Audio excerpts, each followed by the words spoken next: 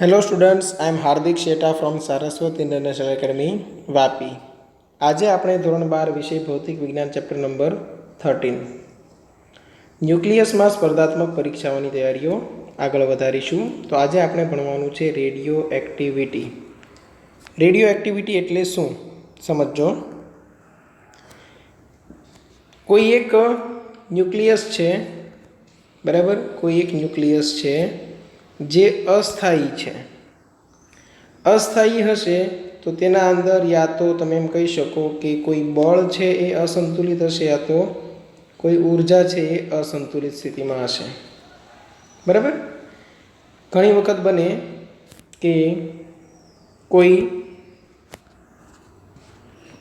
Nuclear પ્રક્રિયા છે તે દરમિયાન કોઈ એક ન્યુક્લિયસમાંથી બીજું એક ન્યુક્લિયસ ઉદ્ભવે, બરાબર, અથવા તો ન્યુક્લિયર બ્લાસ્ટ થાય, મતલબ પરમાણુનું કેન્દ્ર તૂટે ત્યારે બીજા બે અથવા વધારે નાના કેન્દ્રો રચાય. હવે રચાયેલા કેન્દ્રો છે એ સ્થાયી હોતા નથી. સ્થાયી ન હોવાથી તેના અંદરથી એ વધારાનું દળ કે વધારાનો વિદ્યુતભાર બહાર કાઢવાની કોશિશ કરશે, બરાબર, અને એ પ્રમાણે કંઈક અંદરથી ઉર્જાનું કે કંઈક દળનું ઉત્સર્જન થાય છે, જેને આપણે કહીએ છીએ, આ પ્રક્રિયાને કહીએ છીએ રેડિયો એક્ટિવિટી. દળનું ઉત્સર્જન ક્યારે થાય? જ્યારે કોઈ દ્રવ્ય કણ તેમાંથી બહાર નીકળે ત્યારે. ઉર્જાનું ઉત્સર્જન ક્યારે થાય? જ્યારે ન્યુટ્રોન કે પ્રોટોનની ગોઠવણી માટે, બરાબર, અથવા તો સ્થાયી થવા માટે ન્યુટ્રોન અને પ્રોટોન છે પોતાની કક્ષા છે એ બદલશે, અને જ્યારે એક કક્ષામાંથી બીજી કક્ષામાં સંક્રાંતિ કરશે ત્યારે મેગા ઇલેક્ટ્રોન વોલ્ટના ક્રમની ઉર્જા ઉત્સર્જાશે. બરાબર. જેમ આપણી વાત થઈ હતી તેમ ઇલેક્ટ્રોનને કઈ રીતે ચોક્કસ ઉર્જા સ્તર હોય, તેમ ન્યુક્લિયસની અંદર પ્રોટોન ન્યુટ્રોનના પણ ચોક્કસ ઉર્જા સ્તર હોય છે, અને સંક્રાંતિ દરમિયાન ઉર્જા સ્તરોના તફાવત જેટલી ઉર્જા રિલીઝ થશે ફોટોન સ્વરૂપે. બરાબર. તો ઉત્સર્જન છે એ દ્રવ્ય કણનું હોઈ શકે, અથવા તો કોઈ ઉર્જા એટલે કે ફોટોન યા તો કોઈ ઉર્જાના નાના એવા ક્વોન્ટમનું હોઈ શકે. તો રેડિયો એક્ટિવિટી વ્યવસ્થિત સમજો. રેડિયો એક્ટિવિટીમાં કઈ કઈ ટર્મને આપણે શું નામ આપીએ છીએ સૌથી પહેલાં એ સમજી લો. જ્યારે પણ તમને N0 કહેવામાં આવે એટલે પ્રારંભિક અવિભંજિત ન્યુક્લિયસની સંખ્યા થશે.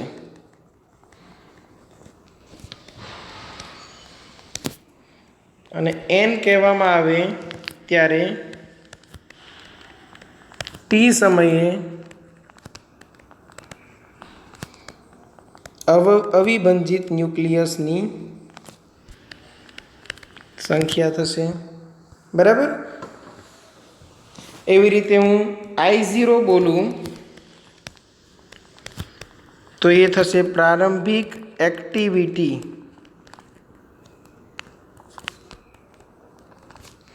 અને I બોલું તો એ T સમયે એક્ટિવિટી થશે. તો હાફ બોલું એ આપેલ દ્રવ્યનો અર્ધ જીવનકાળ થશે, અને ટો બોલું તો આપેલ દ્રવ્યનો સરેરાશ જીવનકાળ થશે.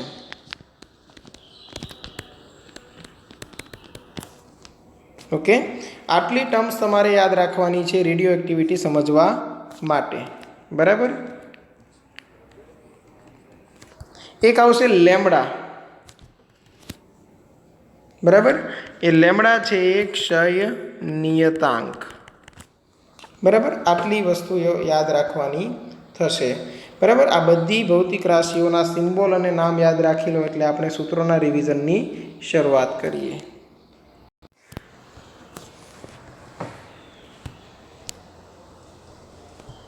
હવે સમજો એક્ટિવિટી I એટલે શું.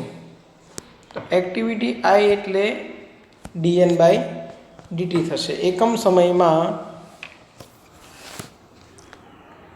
અવિભંજિત સંખ્યાનો જથ્થો કેટલો બચે છે તેનો દર.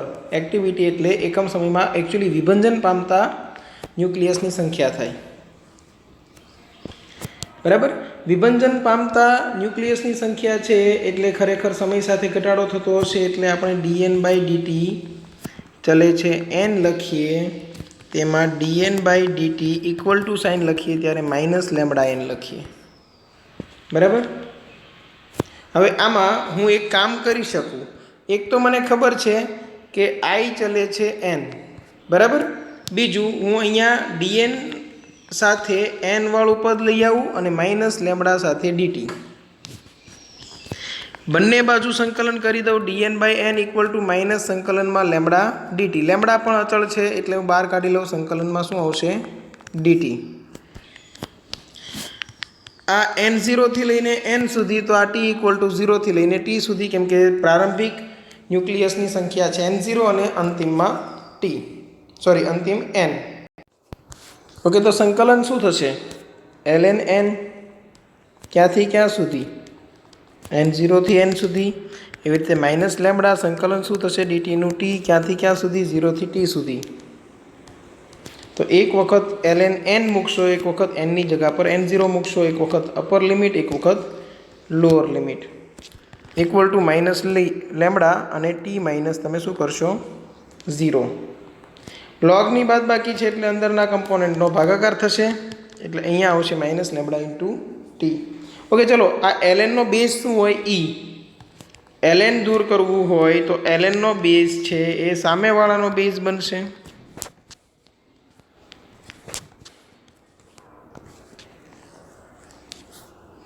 એટલે n/n0 equal to e to power -λ * t થશે.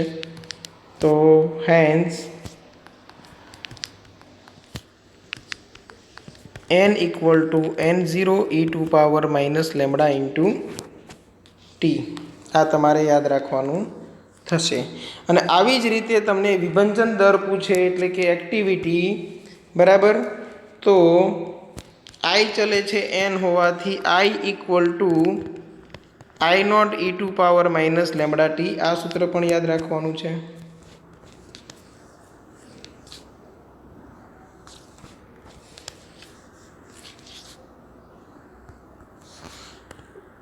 ઓકે, આ નહીં રાખો તો ચાલશે. ચલો, અહીંયા સુધી બધું ક્લિયર હશે, બરાબર ને?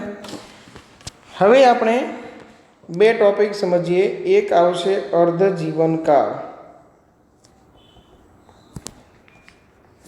અર્ધ જીવનકાળને આપણે દર્શાવીશું τ1/2 થી. સાવ સિમ્પલ કન્સેપ્ટ છે કે t બરાબર 0 સમયે અવિભંજિત ન્યુક્લિયસની સંખ્યા કેટલી છે? n0. તો t બરાબર જો અર્ધ જીવનકાળ લઉં તો અવિભંજિત ન્યુક્લિયસની સંખ્યા અડધી થશે એટલે n0/2 થશે.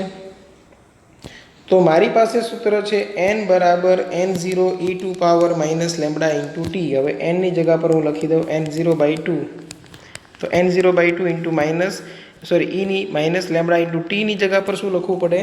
τ1/2. ઓકે, λ0 અત્યારે કેન્સલ થશે. તો 1/2 equal to 1 e to power -λ * τ1/2.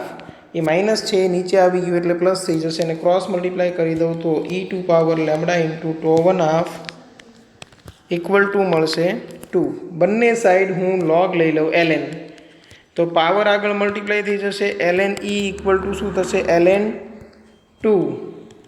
હવે ln 2 ની કિંમત ડાયરેક્ટ યાદ રાખી લો તો વધારે સારું, 0.693. અને ln e ની કિંમત આપણને ખબર છે 1.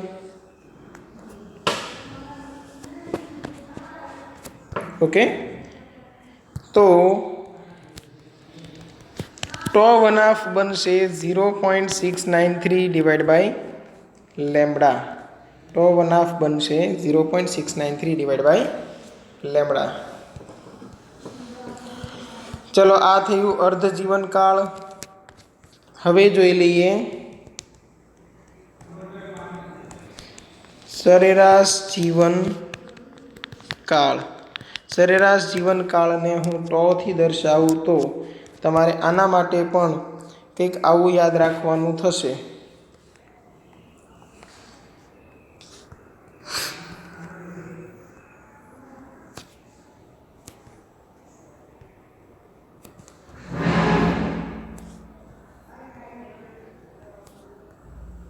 કે ટી બરાબર 0 સમયે અવિભાજિત ન્યુક્લિયસની સંખ્યા 0 છે, તો ટી બરાબર ટો સમયે N0/E થશે.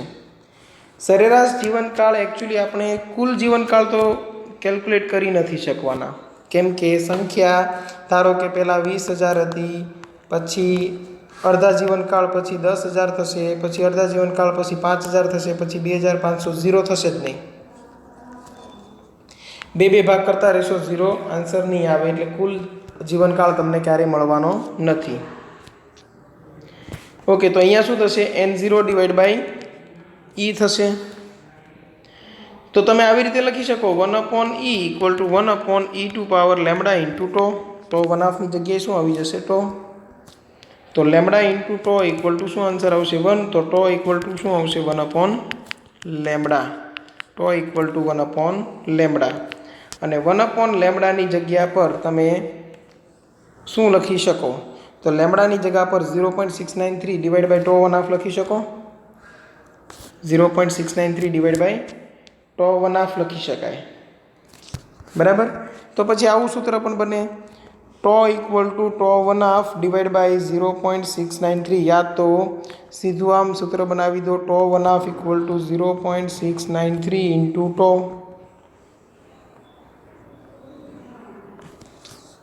ઓકે, આ થયું સરેરાશ જીવનકાળ. હવે આગળ આપણે એક શોર્ટકટ ડિરાઈવ કરી લઈએ.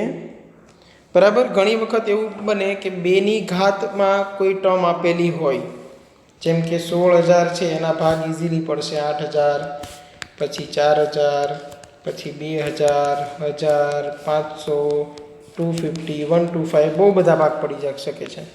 અને એ રીતે અમુક વર્ષ આપેલા હોય ત્યારે એક સામાન્ય સૂત્ર બની શકે.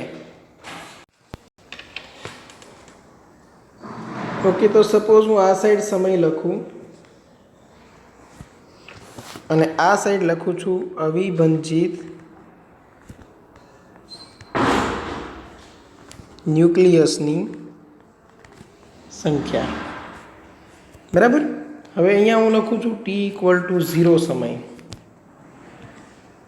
t = 0 સમય પર અવિભાજિત ન્યુક્લિયસની સંખ્યા હતી N0. હવે હું t = અર્ધ જીવનકાળ લઉં છું, τ 1/2. તો અહીંયા સંખ્યા n બરાબર બની N0/2. હું લઉં છું t = 2 × τ 1/2. તો અહીંયા સંખ્યા બનશે n = N0/4. એટલે કે N0/2ની કેટલી ઘાત આવશે? 2 ઘાત આવશે. 3 τ 1/2 લઉં તો N0/2ની 3 ઘાત થઈ જશે. અડધા ભાગ પડે ને, પહેલાં N0 હતું, પછી N0/2 થયું, પછી N0/4, પછી N0/8 થશે. આમ કરતાં જો હું t = n × τ 1/2 લઈ લઉં તો આ n બરાબર બની જાય N0/2t/τ 1/2.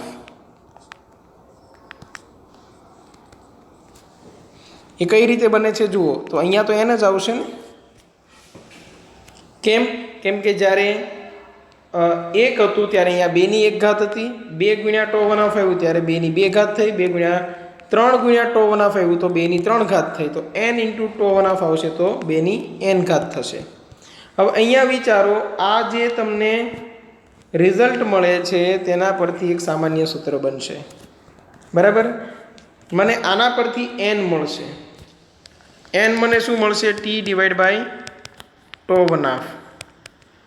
અને હું અહીંયા મૂકી દઈશ તો n બરાબર શું મને મળશે? N0/2t/τ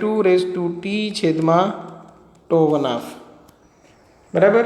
એટલે આપેલ સમય / અર્ધ જીવન કાળ. બરાબર. તો આ સૂત્રનો ઉપયોગ આપણે MCQsના સોલ્યુશન માટે કરવાના છીએ. બરાબર. ચલો, અહીંયા સુધી સમજ પડી ગઈ હશે. હવે એક નમૂનામાં સમજો, એક નમૂનામાં બે અલગ અલગ ક્ષય નિયતાંક λ1 અને λ2 ધરાવતા દ્રવ્યો હોય તો સમતુલ્ય ક્ષય નિયતાંક લેમ્બડા મળશે λ1 + λ2 આ યાદ રાખવાનું છે। એ પ્રમાણે તમે જુઓ તો 1/τ = 1/τ1 + 1/τ2 મળી શકે। અને એ પ્રમાણે જુઓ તો 1/τ1/2 = 1/τ1/2 પહેલા માટે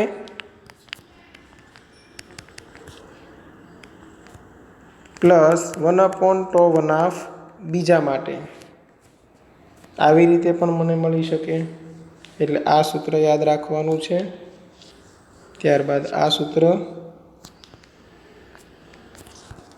અને ત્યારબાદ આ સૂત્ર।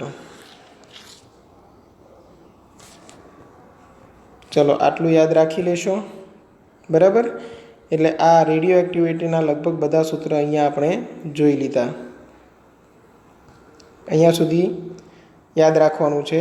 બીજી એક વાત, ઘણી વખત તમને એવું આપેલું હશે બે એકસાથે પ્રક્રિયા આપેલી હશે। ધારો કે એક તત્વ છે એ, તેમાંથી બીજું તત્વ બને છે બી, અને એ તત્વ બનવાનો દર તમને આપેલો છે આલ્ફા દરથી બને છે। અને બી તત્વમાંથી કોઈ ત્રીજું તત્વ છૂટું પડે છે ધારો કે બીટા દરથી।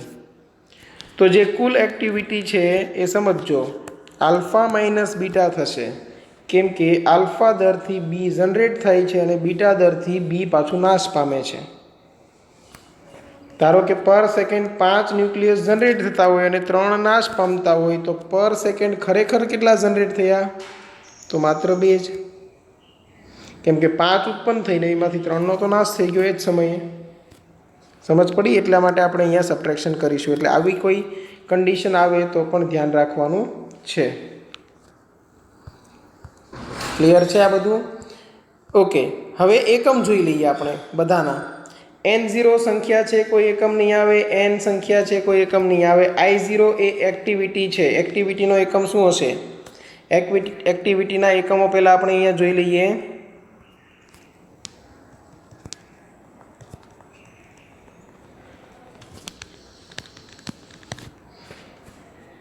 તો પહેલો આવશે SI એકમ।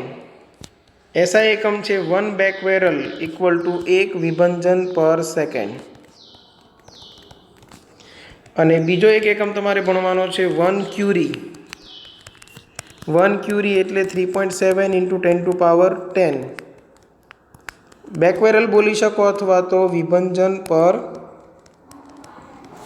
સેકન્ડ બોલી શકો। આવી રીતે મિલી ક્યુરી અને માઇક્રો ક્યુરીનો પણ યુઝ થાય છે। ક્લિયર? તો ચલો હવે આ રેડિયો એક્ટિવિટીના એકમો પણ આપણે જોઈ લીધા। Okay, τ1/2 second, minute, hour, year ગમે તે હોઈ શકે। SI એકમ સેકન્ડ, τનો પણ SI એકમ સેકન્ડ, અને નિયતાંકનો SI એકમ શું થશે વિચારો, આના પરથી તમે નક્કી કરી શકો। આ n અને આ n તો કેન્સલ આઉટ, તો સેકન્ડ ઇનવર્સ આવશે બરાબર। 1/2 એટલે સેકન્ડ ઇનવર્સ। હવે સેકન્ડ ઇનવર્સને તો આપણે હર્ટ્ઝ પણ કહેતા હતા, પણ અહીંયા હર્ટ્ઝ કહી શકાય નહીં।